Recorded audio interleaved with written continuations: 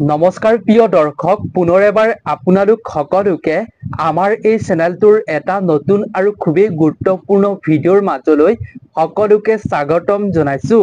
প্ৰিয় দৰ্শক, 2025 বৰ্ষৰ কালিলৈ হৈছে মহা চন্দ্ৰগ্ৰহণ। কালিলৈ হৈছে 7 ছেপ্টেম্বৰ ৰবিবাৰ অৰ্থাৎ দেওবাৰ।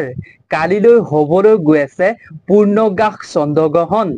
এই চন্দ্ৰগ্ৰহণৰ দিনটোত আপুনি আপোনাৰ ঘৰলৈ এই গছৰ এডাল শিপা আনি আপুনি এটা কাম কৰিবৰ বাবে একেবাৰে নাপাহৰিব।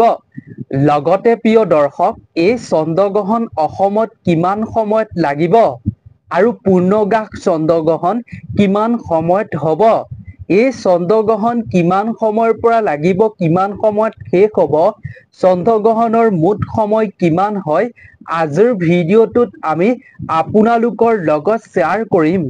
লগতে শাস্ত্ৰ সম্বন্ধীয় কেইটামান প্ৰতিকাৰৰ বিষয়েও আপোনালোকৰ লগত শ্বেয়াৰ কৰিম। যি কেইটা কথা বা যি কেইটা প্ৰতিকাৰ যদি আপুনি এই দিনটোত মানি চলিব পাৰে, যদি কৰিব পাৰে এই প্ৰতিকাৰটো, তেন্তে আপুনি খুব ভাল ফল পাবলৈ সক্ষম হ'ব পাৰিব। প্ৰিয় দৰ্শক, আজিৰ ভিডিঅ'টো অকণমান দীঘলীয়া হ'ব। আমি আজিৰ ভিডিঅ'টোত সুন্দৰকৈ আপোনাক এই দিনটোৰ বিষয়ে শ্বেয়াৰ কৰিম। দীঘলীয়া বুলি আপুনি ভিডিঅ'টো আধৰুৱা নকৰিব, শেষলৈকে চাই থাকিব। গতিকে প্ৰিয় দৰ্শক, আপুনি ভিডিঅ'টোৰ মাজলৈ আগবঢ়াৰ পূৰ্বে কমেণ্টত আপুনি হৰ হৰ মহাদেৱ বা ওম নমো শিৱায় বুলি এটা কমেণ্ট লিখিব। লগতে এই ভিডিঅ'টোত এটা লাইক কৰিব বুলি আশা কৰিলোঁ। লগতে প্ৰিয় দৰ্শক, আপোনালোকে শাস্ত্ৰ সম্বন্ধীয় জ্যোতিষশাস্ত্ৰ, বাস্তুশাস্ত্ৰৰ লগত জড়িত কথাসমূহ জানিবৰ বাবে, আপুনি বিভিন্ন প্ৰতিকাৰৰ বিষয়ে জানিবৰ বাবে এই চেনেলটো অৱশ্যেই ছাবস্ক্ৰাইব কৰি ৰাখিব। প্ৰতিদিনে আমি আপোনালোকৰ লগত শাস্ত্ৰ সম্বন্ধীয় প্ৰতিকাৰসমূহ শ্বেয়াৰ কৰোঁ। যদি ভিডিঅ'টো চাই ভাল পায় তেন্তে বন্ধুবৰ্গৰ লগতো শ্বেয়াৰ কৰিব। লগতে প্ৰিয় দৰ্শক, আজিৰ ভিডিঅ'টোত আমি আপোনালোকৰ লগত শ্বেয়াৰ কৰিম কি ৰাশিৰ জাতক জাতিকাসকলে কি কাৰ্য কৰিব লাগিব। 12টা ৰাশিৰ জাতক জাতিকাসকলৰ বিষয়ে আমি শ্বেয়াৰ কৰিম। আপোনাৰ যিটো ৰাশি হয়, আপুনি সেই ৰাশিটোৰ অনুসৰি আপুনি এনে প্ৰতিকাৰ এই দিনটোত কৰিব। আপুনি ঘৰতে থাকি এই প্ৰতিকাৰ কেইটা কৰিব লাগিব। গতিকে প্ৰিয় দৰ্শক, সম্পূৰ্ণকৈ আপুনি ভিডিঅ'টো চাই থাকিব। তেন্তে আহক আমি ভিডিঅ'টোৰ মূল বিষয়বস্তুৰ মাজলৈ আগবাঢ়ো। প্ৰিয় দৰ্শক, চন্দ্ৰগ্ৰহণ 7 ছেপ্টেম্বৰ ৰবিবাৰৰ দিনা কালিলৈ দিনটোত ৰাতিলৈ লাগিব। গতিকে আপুনি দিনতে এই কাৰ্য, এই প্ৰতিকাৰটো কৰিব লাগিব।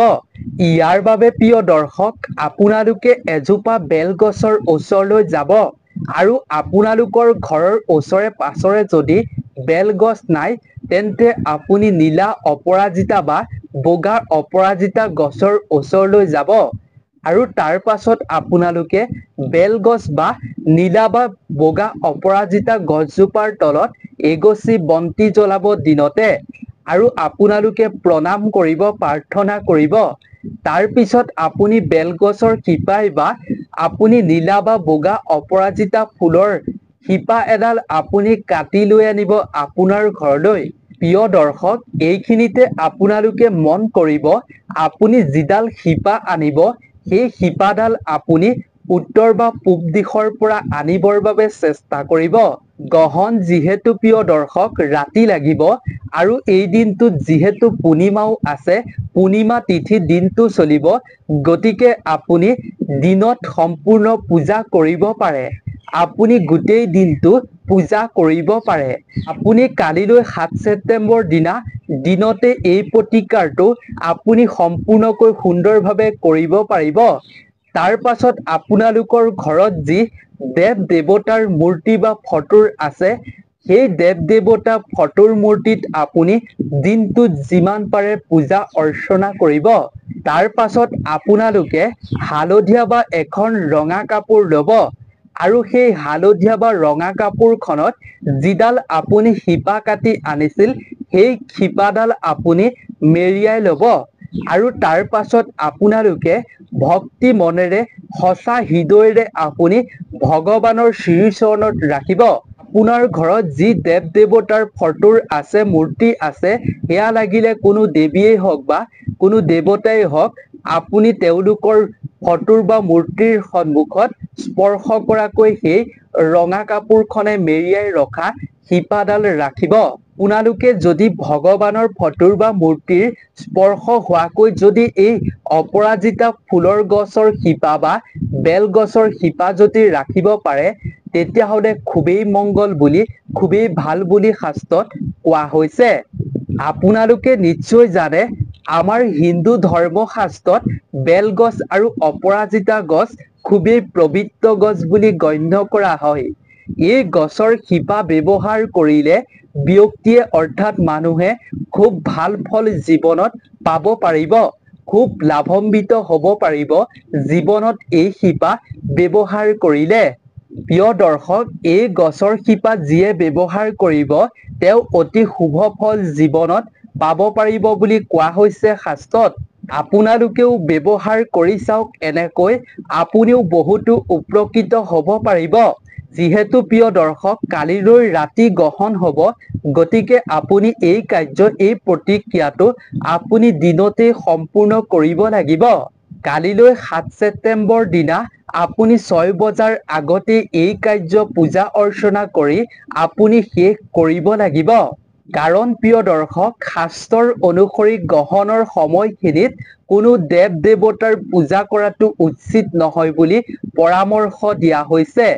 লগতে পৰম্পৰা আছে, নীতি নিয়ম শাস্ত্ৰৰ আমি মানি চলি যদি আমি এই সময়খিনিত ফটোৰ বা মূৰ্তি কোনো দেৱ দেৱতাৰ স্পৰ্শ নকৰাকৈ থাকিব পাৰোঁ, তেতিয়া আমি খুব ভাল ফল পাব পাৰিম। যদি এইখিনি সময়ত আমি দেৱ দেৱতাৰ মূৰ্তি স্পৰ্শ কৰোঁ, পূজা কৰোঁ, তেতিয়াহ'লে আমি দুখৰহে সমভাগী হ'ব লাগিব। বিপৰীতে আমি তেওঁলোকক ৰুষ্টহে কৰিম, অসন্তুষ্টহে কৰিম। সেইবাবেই শাস্ত্ৰৰ অনুসৰি এই নীতি নিয়ম মানি চলিব লাগে। আমি আপোনালোকৰ লগত শ্বেয়াৰ কৰিম সুন্দৰকৈ গ্ৰহণ কিমান সময়ৰ পৰা অসমত অৰ্থাৎ গোটেই ভাৰতবৰ্ষত লাগিব, আমি সুন্দৰভাৱে শ্বেয়াৰ কৰিম। আপুনি গ্ৰহণৰ ২ ঘণ্টাৰ আগতে আপুনি খোৱা বোৱাখিনি আপোনাৰ ঘৰত শেষ কৰিব লাগিব। যি খাদ্য আপুনি ৰান্ধিব, সেই খাদ্য ৰান্ধি আপুনি ২ ঘণ্টাৰ আগতে শেষ কৰিব লাগিব। গ্ৰহণৰ সময়খিনিত আপুনি কোনো ধৰণৰ পানী সেৱন নকৰিব। যদি কোনোবা অসুস্থ ব্যক্তি থাকে, তেওঁলোকৰ পানীৰ প্ৰয়োজন হয়, তেন্তে গ্ৰহণৰ আগতেই, গ্ৰহণ নলগাৰ আগতেই সেই পানীত তুলসী পাত দি ৰাখিব। কোৱা হয় যে গ্ৰহণৰ সময়ত চন্দ্ৰৰ পৰা নিৰ্গত হোৱা ৰশ্মিয়ে খোৱা খাদ্য পানীত বেয়া প্ৰভাৱ পেলাই, নষ্ট কৰি পেলাই। খোৱা খাদ্যখিনি খাবৰ বাবে অনুপযোগী কৰি তোলে। সেইবাবেই গ্ৰহণৰ আগতেই আপুনি পানীত তুলসী পাত দি ৰাখিব। তেতিয়াহ'লে সেই গ্ৰহণৰ প্ৰভাৱৰ পৰা ৰক্ষা পাব পাৰিব আৰু সেই খাদ্য আপুনি খাব পাৰিব। লগতে প্ৰিয় দৰ্শক, আপুনি গ্ৰহণৰ ২ ঘণ্টাৰ আগৰ পৰা আপুনি ভুলতো কেতিয়াও বগা খাদ্য নাখাব। গাখীৰ যেনে আপুনি এনেধৰণৰ বগা বস্তু ভুলতো কেতিয়াও নাখাব। প্ৰিয় দৰ্শক, এতিয়া আমি জানো আহক, অসমত গ্ৰহণ কিমান সময়ৰ পৰা লাগিব, পূৰ্ণগ্ৰাস চন্দ্ৰগ্ৰহণ কিমান সময়ত হ'ব আৰু এই গ্ৰহণ কিমান সময়ত শেষ হ'ব, মুঠ কিমান সময় হ'ব এই গ্ৰহণ, আহক আমি তাৰ বিষয়ে জানি লওঁ। প্ৰিয় দৰ্শক, এইখিনিতে আপোনাক জনাব খুজিছোঁ, আপুনি ভিডিঅ'টো শেষলৈকে চাই থাকিব। আপোনাৰ ৰাশিটোৰ অনুসৰি আমি শাস্ত্ৰ সম্বন্ধীয় এটা প্ৰতিকাৰ দিম। যিটো প্ৰতিকাৰ বা কাম আপুনি এই দিনটোত কৰাটো খুবেই জৰুৰী। গতিকে আপুনি ভিডিঅ'টো শেষলৈকে চাই থাকিব।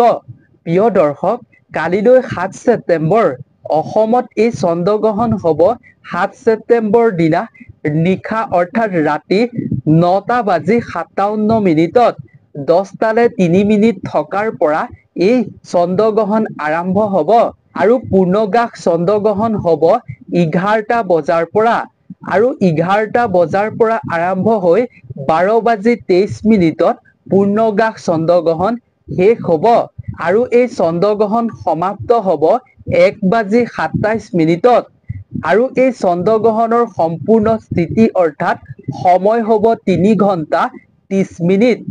গতিকে প্ৰিয় দৰ্শক, আপোনালোকে 10টালৈ 3 মিনিট থকাৰ পৰা অৰ্থাৎ 9:57 পৰা আপুনি 1:27 কোনো কাৰণতে আপুনি বাহিৰলৈ নোলাব। লগতে কোনো কাৰণতে আপুনি এই সময়খিনিত কোনো ধৰণৰ বস্তু নাখাব, খাদ্য নাখাব। তাৰ প্ৰতি আপুনি লক্ষ্য ৰাখিব। কাৰণ প্ৰিয় দৰ্শক, পূৰ্ণগ্ৰাস চন্দ্ৰগ্ৰহণ আটাইতকৈ ডাঙৰ চন্দ্ৰগ্ৰহণ হয়। গতিকে আপুনি এই কথাখিনি মনত ৰাখিব। প্ৰিয় দৰ্শক, এতিয়া আমি জানো আহক, আপুনি এই গ্ৰহণৰ কুপ্ৰভাৱৰ পৰা ৰক্ষা পাবৰ বাবে, আপুনি হাত সাৰি থাকিবৰ বাবে গ্ৰহণৰ কুপ্ৰভাৱৰ পৰা আপোনাৰ ৰাশিটো অনুসৰি আপুনি এই প্ৰতিকাৰ কৰক। এই কামটো আপুনি অৱশ্যেই কৰিব এই দিনটোত। শাস্ত্ৰৰ অনুসৰি কোৱা হৈছে প্ৰিয় দৰ্শক, যদি আপুনি এই প্ৰতিকাৰ আপোনাৰ ৰাশিটো অনুসৰি কৰিব পাৰে, তেতিয়াহ'লে গ্ৰহণৰ কুপ্ৰভাৱৰ লগতে পিতৃদোষ, গ্ৰহণৰ দোষ আৰু আপোনাৰ বহুতো গ্ৰহৰ দোষৰ পৰা আপুনি মুক্ত হ'ব পাৰিব। আৰু এই দোষৰ পৰা আপুনি মুক্ত হৈ আপোনাৰ জীৱনলৈ সুখ আৰু সমৃদ্ধি আহিব আৰু আপুনি জীৱনত ইতিবাচক ফল পাবলৈ সক্ষম হ'ব পাৰিব। তেন্তে আহক আমি তাৰ বিষয়ে জানি লওঁ। প্ৰিয় দৰ্শক, মেষ ৰাশি আৰু বৃশ্চিক ৰাশি। মেষ ৰাশি আৰু বৃশ্চিক ৰাশিৰ শাসক হৈছে মংগল গ্ৰহ। গতিকে গ্ৰহণৰ সময়খিনিত, গ্ৰহণৰ দিনটোত আৰু গ্ৰহণৰ পিছত এই ৰাশিৰ অধীনত জন্ম লাভ কৰা ব্যক্তিসকলে, জাতক জাতিকাসকলে মচুৰ দাইল, ভেন্দি আপুনি দান কৰিব পাৰে। লগতে ঘিউ আৰু জুই শলা আৰু আপুনি তাম দান কৰিব পাৰে। দান কৰাৰ আগতে আপুনি প্ৰথমতেই দিনত বা গ্ৰহণৰ পিছত ভগৱান শ্ৰীকৃষ্ণক অৰ্পণ কৰিব। তাৰ পিছত আপুনি শুদ্ধ গৰুৰ ঘিউৱে আপুনি এগছি বন্তি জ্বলাব ভগৱান শ্ৰীকৃষ্ণৰ চৰণত। আৰু তাৰ পাছত আপুনি গ্ৰহণ নলগাৰ আগতেই দিনত বা আপুনি গ্ৰহণ শেষ হোৱাৰ পাছদিনা আপুনি এই কাৰ্য কৰিব পাৰে, অৰ্থাৎ দান কৰিব পাৰে এই ৰাশিৰ জাতক জাতিকাসকলে। তাৰ পাছৰ ৰাশিটো হৈছে প্ৰিয় দৰ্শক বৃশ্চিক আৰু তুলা ৰাশি। এই দুটা ৰাশিৰ শাসক হৈছে শুক্ৰ। গতিকে চন্দ্ৰগ্ৰহণৰ পিছত বা চন্দ্ৰগ্ৰহণ নলগাৰ আগতে এই ৰাশিৰ জাতক জাতিকাসকলে চন্দন আৰু চেনি, গাখীৰ, দৈ, ঘিউ, বগা মিঠাই আদি এনে বস্তু দান কৰিব পাৰে। এনে বস্তু যদি এই দুটা ৰাশিৰ জাতক জাতিকাসকলে দান কৰে, তেতিয়াহ'লে তেওঁলোকে খুব ভাল ফল পাব পাৰিব।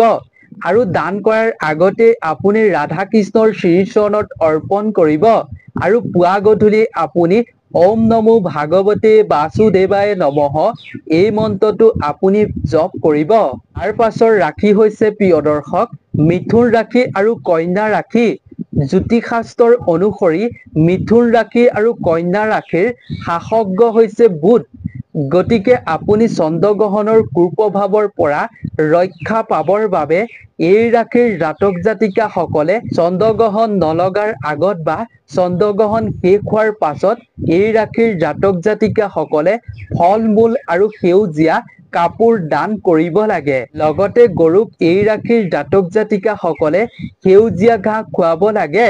লগতে এই ৰাশিৰ জাতক জাতিকাসকলে ৰাধা কৃষ্ণক কেশৰৰ তিলক লগাবলৈ একেবাৰে পাহৰিব নালাগে।